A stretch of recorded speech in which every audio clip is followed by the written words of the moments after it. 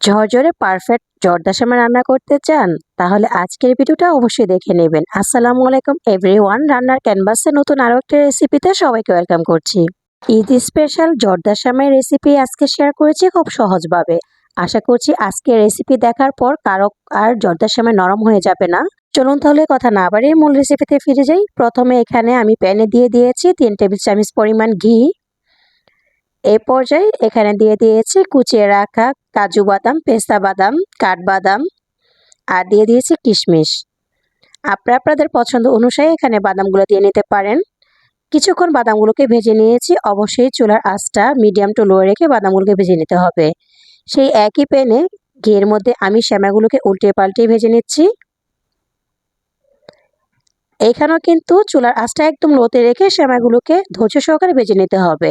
সেমাইগুলো colour যখন change হয়ে গিয়েছে এই পর্যায়ে দিয়ে দিয়েছি এখানে মেজারমেন্ট কাপে চিনি।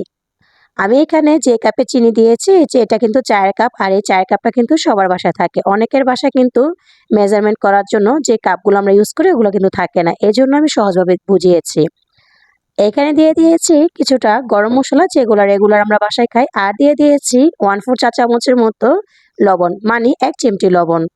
এখন দিয়ে দিয়েছি সেই 4 কাপে 1 কাপ পানি দিয়ে একটু নাড়াচাড়া দিয়ে মিশিয়ে নিচ্ছি। তারপর আরও হাফ কাপ পানি দিয়েছি, অর্থাৎ এখানে 1.5 কাপ পরিমাণ পানি দিয়ে সেমাইটাকে নেড়ে চেড়ে মিশিয়ে নিচ্ছি। আর এই পর্যায়ে দিয়ে দিয়েছি এখানে 1 কাপের মতো নারকেল কোড়া। তবে নারকেল কোড়া কমিয়ে বাড়িয়ে দিতে পারেন। এই সেমাইটাতে নারকেল কোড়াটা কিন্তু একটু বেশি দিলে ভালো লাগে। এখন আমি নারকেলটা সেমাইয়ের সাথে ভালোভাবে মিশিয়ে দিচ্ছি আর এখন ঢাকনা দিয়ে ঢেকে অপেক্ষা করব। এই পর্যায়ে সেমাইটা অনেকটাই সিদ্ধ হয়ে গিয়েছে। আমি এখন চামচের সাহায্যে নাড়াচাড়া দিয়ে উল্টে পাল্টে দিচ্ছি, নিচের সেমাইগুলো উপরের দিকে আর উপরের সেমাইগুলো নিচের দিকে। এই তো এইভাবে কিন্তু পানিটা যখন শুকিয়ে গিয়েছে এই পর্যায়ে দিয়ে দিয়েছি আগে থেকে ভেজে রাখা বাদামগুলো। এখন বাদামগুলো দিয়ে আমি ভালোভাবে সেমাইয়ের সাথে মিশিয়ে নিচ্ছি।